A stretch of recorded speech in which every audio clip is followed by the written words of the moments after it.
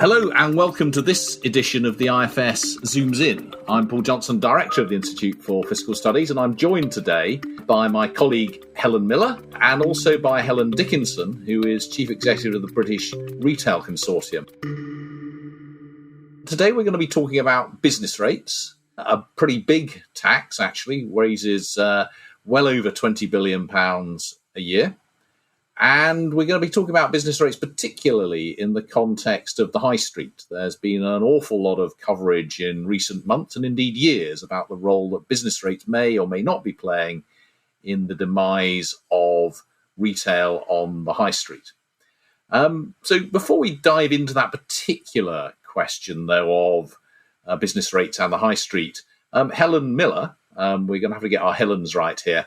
Helen Miller, perhaps you could just tell us a little bit about what business rates are, what they're there for, and how we ought to think about them. Sure. So business rates are a tax that is levied on the occupiers of business properties. So you can think here of shops, factories, offices, warehouses, and so on. And the tax base, the thing that determines how much a business has to pay, is the estimated market rental value of a property, and the tax rate, which in this context just happens to be called the multiplier, is around 50%. So to give you an example, if you had a business that had a building that was renting for £100,000, their tax bill would be about £50,000. That's a pretty big tax bill. It's certainly significant from the business's point of view. It's worth saying that smaller value properties get various reliefs that mean they either pay no or a reduced rate of business rate. So it's not all businesses pay the same. And as you mentioned at the top, Paul, they're a non-trivial tax for the government. They raise about 3% of revenues in a normal year. Obviously, last year's been a bit of an outlier there. But in a normal year, they're about the same size as council tax, and but smaller than, for example, corporation tax. And roughly how much of business rates is paid by what we're talking about today, the retail sector? What fraction? So it's about a quarter. So because obviously retail commercial properties are higher value, or have historically certainly been higher value than perhaps other types of sort of office type commercial properties. So a big proportion of the business rates bill sits on retail, which is about a quarter of the total. And then when you add hospitality onto that as well, it would probably be not quite as big a chunk, but another big chunk onto it too. So it's important to remember that the majority of business rates are not paid by retail, which is what we're talking about today. But that is a very strikingly high fraction, because of course retail and hospitality are not that big. I mean, they're a big important part of the economy, but retail isn't a quarter of the economy, and retail plus hospitality isn't, whatever that might come to, 40% of the economy. So all of the other factories and businesses and offices and so on pay the remaining chunk of business rates. And of course, between all other businesses, they're much more than they're a much bigger fraction of the economy as a whole. But one of the reasons that it's the retail sector that is particularly concerned about this is that for that sector, they're a particularly big fraction, or they're paying a particularly big fraction of the total. I think the rough numbers are retail is 5% of the economy of GVA. It pays 10% of business taxes.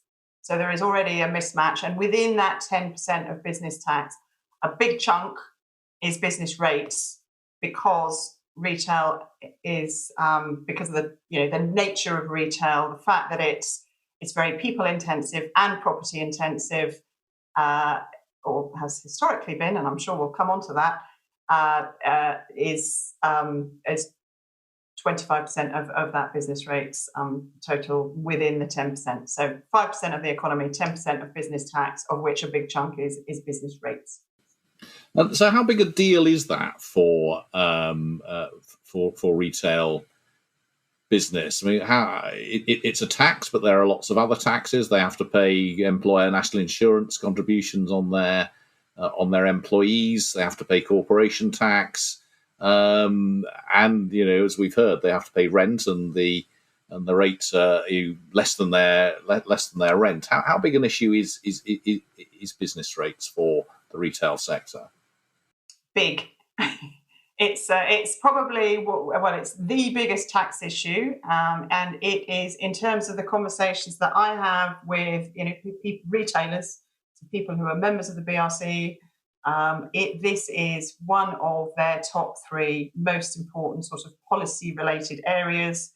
It was something that was vexing and a big priority pre-COVID. Obviously, COVID, I think, has sort of shone the light on it in new ways, because one of the things that the Chancellor did, very early in the whole COVID proceedings, as a way to sort of inject some support or lifeline, if you like, into the retail and into the hospitality industry, was to sort of suspend business rates initially for 12 months. But I think the reason he did that probably is because he knew that was a nice, easy mechanism to be able to provide that support quickly. But also, I think he knew that was going to be probably the number one area that would be top of the list in terms of things that retailers would be most concerned about. So it has been a big issue for lots of reasons, most notably because in a rising sort of commercial property market, it perhaps is less of an issue when those market values on which the business rates are levied are going up. Then perhaps it was less of an issue. We are not in that situation in commercial retail property, and haven't been for the last 5 years or so. So commercial rents on properties have been falling. So that is one reason why it's an issue. And then the other reason it's an issue is just because the very nature of the way that we all shop has been shifting. So the economics of physical spaces as generators of value has changed over the course of certainly my lifetime, and most particularly over the last 10 years or so. When you think about the way that we all shop being digital as well as physical, so the economics of physical stores has shifted, and that has brought to the fore the sort of taxation of them being out of step. So it probably, those are the two main reasons. And then the third one actually is, I think, to do with the way that the system works. It's very unresponsive. It takes a long time for market values to reflect reality. There is all sorts of reliefs and things that make that even harder to flow through. Properties are only valued every 5 years, and that, with a date that's 2 years before that valuation. So it's a very, in the view of, you've got some policy experts here, but in the view of the occupier, certainly a very inefficient and ineffective and outmoded and pain in the backside kind of tax. So big issue. Yeah, I think we get the message. It's a big issue, and I think there's a lot in that most of us would agree with. But Helen Miller, I think one of the things that we worry about in this is what in the long run will be the effect of cutting or abolishing business rates, and it's perhaps less obvious than you might think that it would benefit the shops that are actually renting the properties that Helen Dickinson is worried about. So we'll come back to a lot of the specifics that Helen was talking about, but going back to the sort of the basics of business rates. I mean, are there reasons that perhaps in the longer term this might not be such as big an issue as perhaps some of the retail chains think? Yes, so I think from a business perspective, you can completely understand all the points Helen has just put across. It's a big tax, and every year you see this big tax flowing out to the exchequer. Of course, it feels like a big issue. I think the key insight that kind of economics brings here, and that policy design people bring, is that you really have to look at business rates and rents together, and there are very good reasons. We can go through both in theory and actually have some evidence for this, that in the long run, higher business rates lead to lower rents. And the kind of key to that insight is that most of the value of a business is really about the land. So think about why a shop on Oxford Street has a higher rental value than a shop in Maidstone or Maidenhead, it's not because that shop is particularly nice. It's because of the location. It's the land value. And that the owner of that land, if you put up or down business rates, hasn't really got much, or put up and down rent, hasn't really got much choice. If you're a landowner, you own a shop in Oxford Street and your rent goes down, what are you going to do? There's not much you can do, really. You can't move that piece of land for sure. And you could close it and do something else with it, but that's often not a great option. So the landowners aren't very responsive to prices, whereas business occupiers are very responsive, or at least they're more responsive than landowners. So if rents go up or down, they have more choices. They could maybe rent a smaller shop or go to a different area, move out of town. And it's basically because business occupiers are more responsive to prices than landowners. The tax effectively ends up getting passed back to the landowner.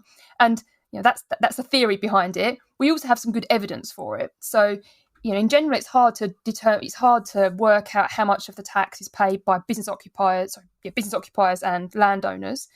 But in 1990, we had a pretty big change of the system in the UK, and that allowed us to get some evidence on what happens when you put up business rates. And the answer was actually very clear, that you put up business rates, and even within 2 years, rents had gone down. And so there was pretty good evidence that actually even pretty quickly, rents responded to business rates. So stepping back from that, what does that mean?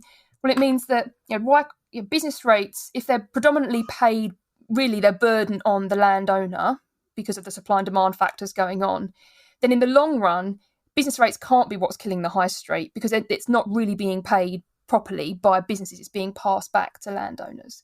Now, I'm not suggesting that 100% of the tax gets passed back. I don't think that's true. And as you alluded to, Paul, there is different issues in the short run. In the short run, business occupiers will pay business rates, which is why the issues that Helen raised about the pandemic are, front and centre at the moment.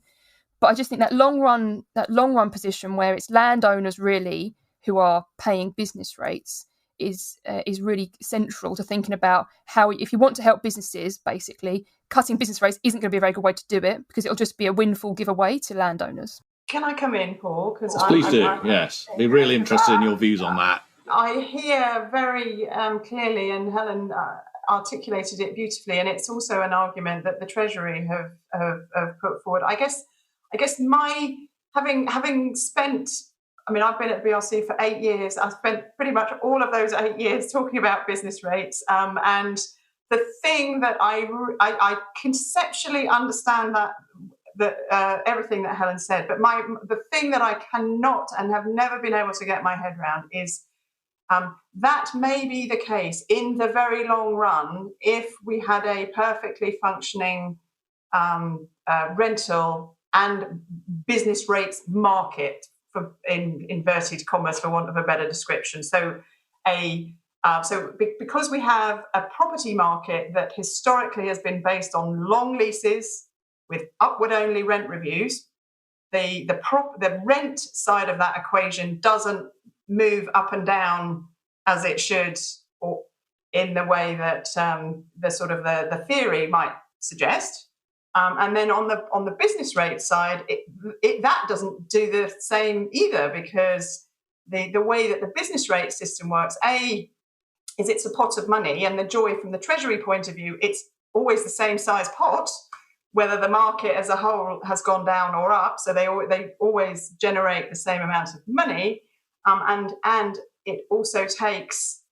I think it was Simon Wolfson, who is the chief executive of Next, who was trying to persuade me that it took between 5 and 10 years before the actual sort of correct market value of a business rate valuation flowed through to the actual business rates that he was paying, because of the 5-yearly valuations based on a sort of 0.2 years before that, and the fact that there's transitional relief. So all of those things, when you put them together, and you look at the fact that Helen was pointing back to 1990, the way the retailers have different choices about how they offer goods to consumers these days. So there are 15% of shops up and down the country, between 10 and 15, that are empty.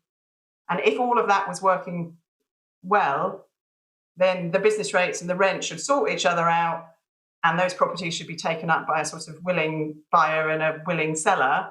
But because from a retail point of view, retailers don't necessarily need shops in the same way as they did in 1990, what we are seeing, the consequence. So I think you initially you had a question of, is business rates kind of killing the high street? I don't think no is probably the sort of simple answer to that. But what it is doing is contributing to more store closures and more sort of job losses than we should want to see, because of all of those reasons. So there will be fewer shops, there will be some jobs that get lost, but we're seeing more of it because of the way that the system works, and because, coming back to the sort of interrelationship, I'm not sure how many decades it would take for that rent rate sort of equation to sort itself out, and that would be a lot of jobs and a lot of shops and a lot of communities that would get impacted in the intervening period. So that's the bit that I can't quite get my head around.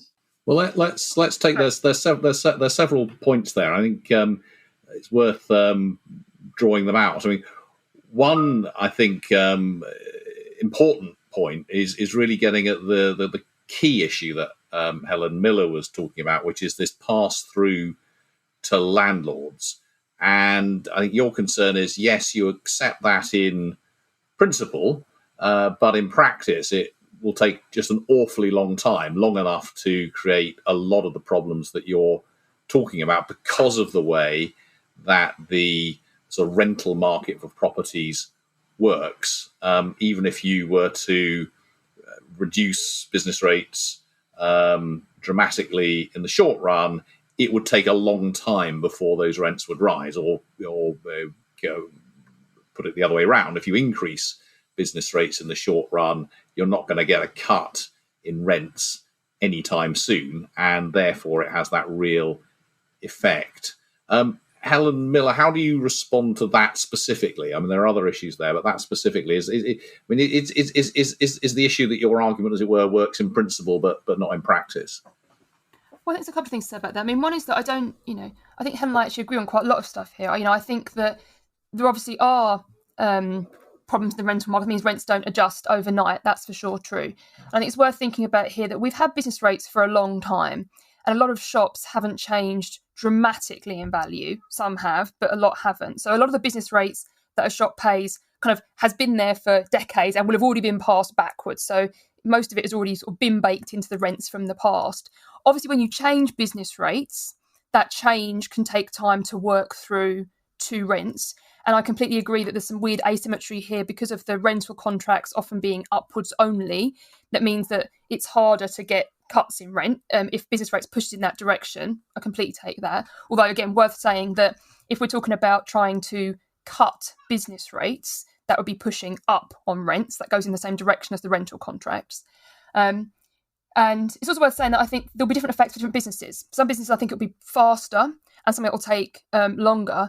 But again, I think one of the surprising things from 1990, and I get that the market was different, but I'm using that example because it's a good example. We had a clear evidence that we get a policy experiment effectively. That study found that you put a pound on business rates, and within 2 years within London, 85p of that had gone through rents. So actually, that was a remarkably quick response. Now, I think that seems surprisingly quick to me. I think actually usually it would take longer than that. But I do think we have good both theoretical and empirical evidence that does get passed back.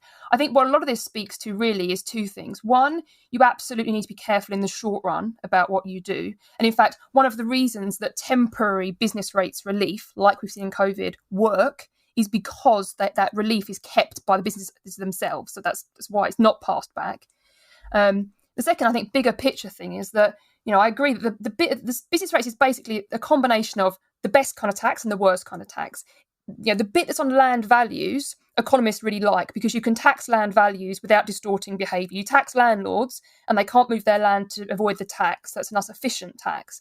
But part of the tax is levied on business properties. So there's a disincentive for businesses to invest in those properties. So in some ways, rather than kind of throw out the baby with the bathwater, we should keep the land value bit of the tax and reform it in that way, and get rid of the bit of the tax that's on business properties. I think we could move it towards, more towards a tax that had fewer of the distortions that Helen was talking about, and it really was a tax on land values and therefore on the land owners.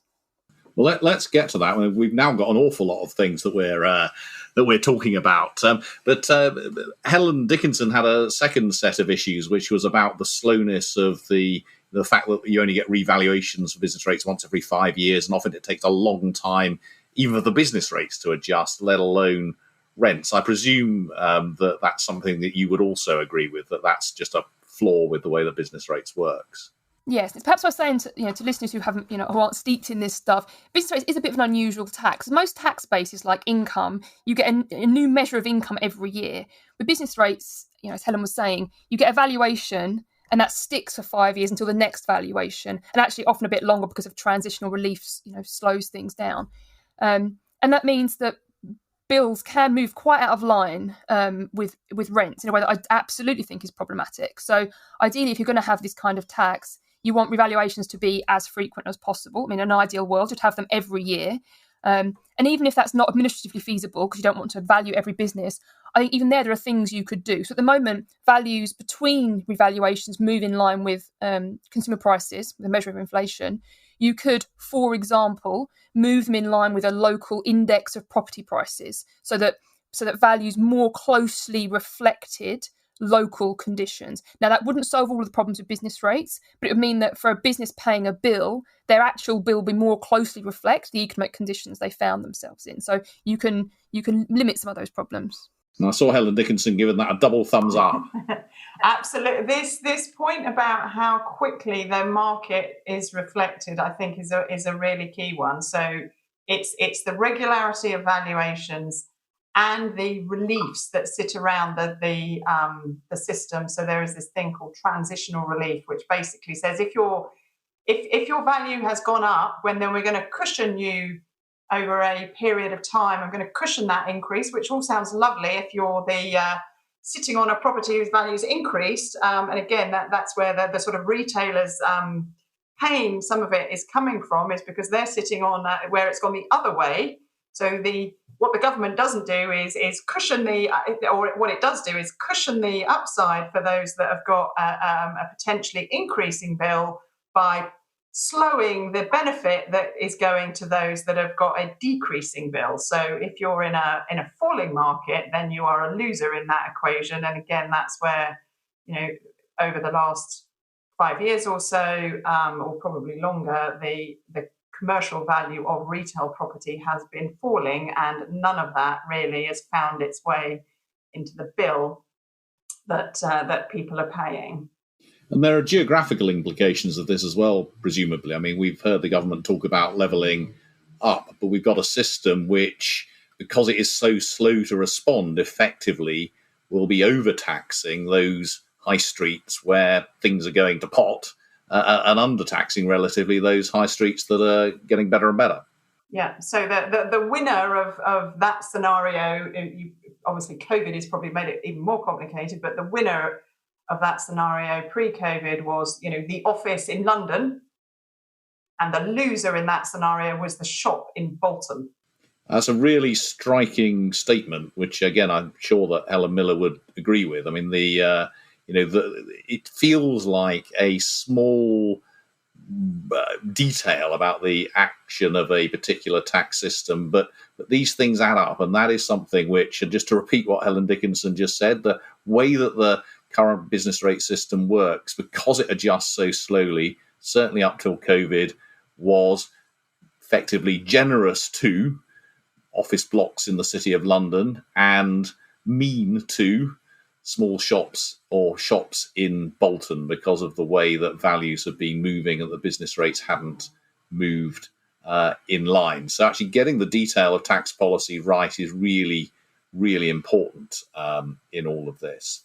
One thing that listeners might be perhaps a little surprised by is something you've both focused on, which is that business rates are paid by the person renting the property and not by the owner of the property or the land. Couldn't we get round all of these problems by charging business rates on the owner rather than the renter? Why, Helen Miller, do we not do that? Well, I'll flag a couple of issues, and then Helen might have some other thoughts. I mean, I think one issue is just we know who occupiers are, and I'm not entirely sure we have a full register of all landowners. So I think that would be, administratively, I think there'd be some work to do there. Although I agree that in principle, actually moving it to landowners would make sense, because you'd be sort of directly targeting the land value. Because one other... I'll stop you there. It's a remarkable fact. I mean, it is true that we don't know. We don't know who owns the land in the UK. And I think we're internationally unusual in not knowing that. But it is something which probably surprised people to know that one of the things that stops us implementing this tax in a more effective way is we just don't know who owns chunks of land. And of course, it doesn't mean we can never know. I mean, I guess we could go, in principle, we could go find out. But in terms of it wouldn't just be an easy switch overnight to do that. It's also worth just highlighting, two other perhaps obvious points. One is that if you did change the legal incidence of the tax, then you would need you would expect and need quite a big revision in rents pretty quickly, because obviously, rents are already reflecting business rates, and you'd be moving the tax. So you'd expect rents to adjust by really quite a lot. That would be quite a big adjustment, I think. And the other thing is that one thing you can do, given the current tax is paid by businesses, is what we talked about with temporary relief. So one way you can help businesses at the moment is to temporarily relieve them and give them a benefit that isn't passed back. And obviously, you lose that ability. So I'm not saying we shouldn't do it for that reason, but just to flag that there is that's one difference between having the incidence on an occupier versus a landowner. Do you have any views on this, other Helen? Not particularly. I mean, I must admit, I didn't even know that we didn't know who owned all our property. So that's a new one to me. I think one of the things that has come up in lots of the conversations that we've had, whether it's a register of just giving more transparency to who owns, who pays, and ideally who owns what. Because again, another sort of anomaly, talking of anomalies of the system, which is kind of connected to your question, is the fact that rental deals between landlords and tenants take many forms, with rent-free periods and contributions to fit-out costs and discounts and breaks at certain points and all the rest of it. But it does mean that when you are comparing a sort of deemed market value for the purpose of the assessment of business rates by the Valuation Office, that is an art, not a science. And so again, my list is getting longer of problems, but another problem that many of the retailers have is that they don't agree with the Valuations Office assessment.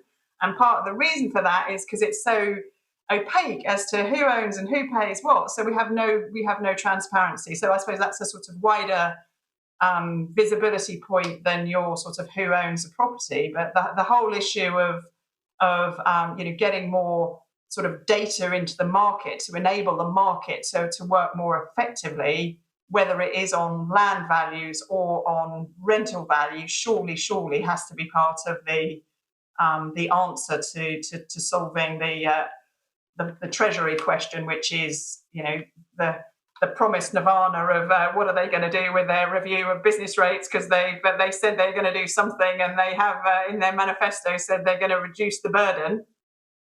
I translate that to the pound burden, but whether it means the administrative burden, don't know. But they're going to reduce the burden, which they put that in the review consultation and in their manifesto of the current government. So they have got a real conundrum, because there isn't an easy answer to all this. No, and there really isn't, given that they want all the money that they're currently getting. I mean, they're not exactly awash with cash at the moment. And your point about administration is again an important one that I guess most people don't think about very much. But I can't remember the numbers, but there are huge numbers of appeals against business rate valuations, aren't there? Which put an enormous cost on business. Tens of thousands, I think, is what springs to mind. I can't remember the number off the top of my head. That number went. It sort of went. Was it went down or up? It went in one direction, because they put in place a new process called check, challenge, and appeal, which basically meant that there was all sorts of hurdles that had to be got through even before you got into the gateway of the current system that the government put in place. So there is a lot. The value, I don't know the details of how the valuation office works, but the feedback seems to be that we have a government agency that isn't resourced up to do what it needs to do in the volume that it needs to do it, and all the things that we've been talking about up to now just exacerbated the need for really efficient dealing with sort of queries and appeals, and we haven't even been able to do that. Well, that's a familiar problem right across public sector delivery at the moment, it seems. You mentioned the fact that there is a review of business rates ongoing. I'm going to ask each of you what you hope for from that, given the constraints that I think Treasury is going to want to continue to get as much money as it does, roughly speaking, from business rates. Helen Miller, where do you think that review should land? And I'm not going to allow you just to say move to land value taxation again, because we know that's not fair. That's not fair. I mean, so I think big picture, we should move to a land value tax. We should basically do the correct thing structurally for the next 50 years, and not just tweak. So I don't disagree, but I do think that's the right thing. But if you really, if government's really not going to actually grapple with the real problems, then I think you'll have to accept that you're in a world of making the current system less problematic. And the big thing they could do there is try to revalue as frequently as possible. I think politicians got this wrong in the 2010s. Somebody, I think maybe even George Osborne, was basically trying to argue that you should delay revaluations to stop big changes happening. That's completely back to front. You should have revaluations as close together as possible so that whenever the changes do happen, they're going to be smaller. So revalue more frequently, and I would look seriously at in-between valuations, moving towards something more like a local property price index rather than CPI. And Helen Dickinson, I mean, in terms of focusing particularly on the high street, and you mentioned right at the beginning the sort of competition from online. I mean, where do you think government should go with the review to help out on that? Well, I think it's a really interesting one because the emerging way of thinking about retailing is that the online isn't competition, that it is part of the model of how we as consumers interact with retailers. So what we as shoppers are doing more and more is using our digital connectivity, for want of a sort of broad term, whether it's a mobile or our computers or whatever they may look like, as well as going to physical shops. And so the line between so if you think of retail sales, the idea that online is killing the high street, I think is one that is for the past. And actually the way of thinking about it now is that digital and physical are sort of all much more interconnected than they have ever been before. And so from a government solution point of view, what we want to do, or what the government hopefully will want to do, is it will want to make sure it's not undermining the sort of digital innovation and connectivity that we are seeing by retailers, whether they're sort of pure play retailers, but also much more increasingly retailers that have shops as well as a digital offer. So on the one hand, we want to save that because the UK is actually showing that it is quite good at that. And on the other hand, it wants to make sure that it is not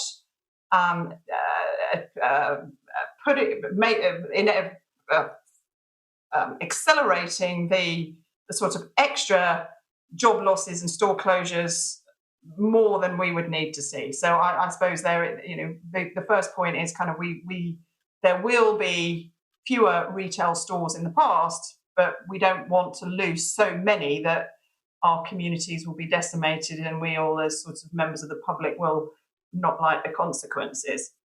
So that is a long-winded way of saying that I think the things that Helen M has just highlighted on more regular valuations, the more that we can reflect the market in between times, fantastic. Get rid of transitional relief, which is my sort of, if someone's got a downside, let them have it. Ideally, I would like, or we would like the burden to come down. So that's a £10 billion question. Can we have, can we revert back to the 35p in the pound, not the 50p in the pound that we have now, the 35p that we had in 1990 when everything started? And if we could, if all of that can happen, and that you don't end up sort of with the industry sort of ending up paying more tax, then that would facilitate and enable the two objectives that will serve customers better.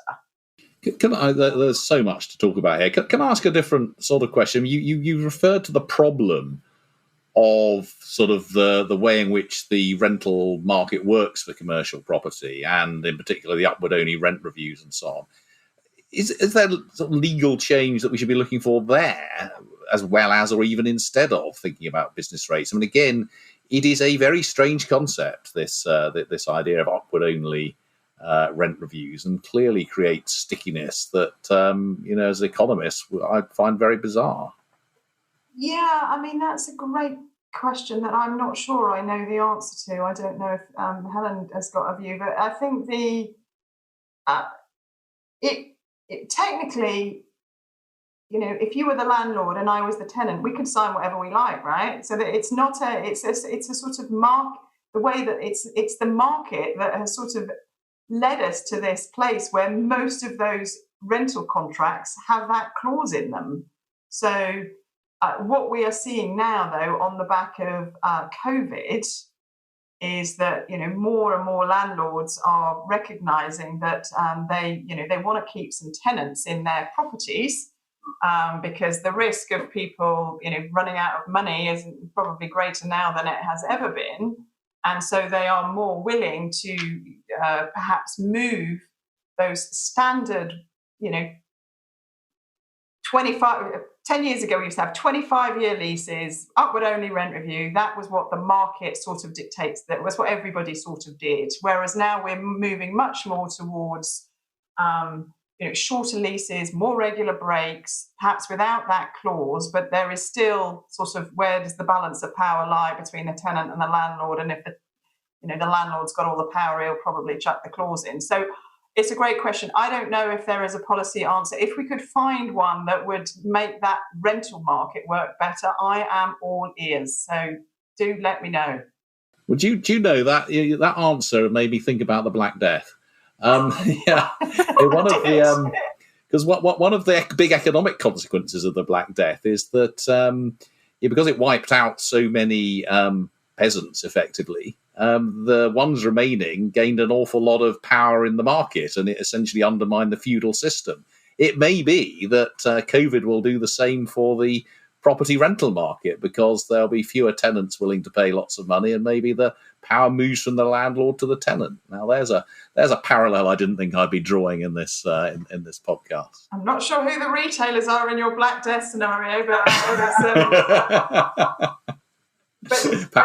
Perhaps best not to mention them by name. But I think that the whole sort of debate around where the power lies, I mean, it's again, it's a common conversation in retail of if you look back over history, in the dim and distant past, the power lied with suppliers because they had goods that people wanted to buy. Then the power sort of lay with the retailers because they had something that people wanted to consume, so they were sort of the intermediary, if you like. Then obviously they needed property to do that, so that power, a lot of that power shifted to perhaps the property owners.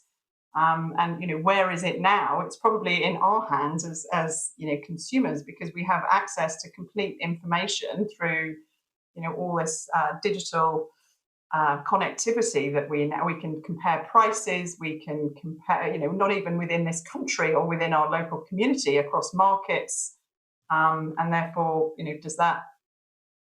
how does that play into it? Does that help our business rate conundrum? I don't know. That's almost a very nice point to finish on, that it's all in our hands as consumers. But I just want to come back to Helen Miller with one final question. We've been talking about business rates, and we've been talking about the demise of the high street. And one of the things that a lot of people say is, well, one thing that just looks a bit unfair is that if you're on the high street, you're paying a whole bunch of business rates. But if you are delivering your stuff from a warehouse as a sort of fraction of your turnover or as a fraction of your costs, the business rates you're going to be paying on that warehouse are much, much smaller. So shouldn't we be rebalancing the tax system in one way or another towards so that we're getting the warehouse-based businesses to be paying more tax, either possibly by increasing the business rates that they pay or through some kind of digital services tax? Is that the sort of way we ought to be moving?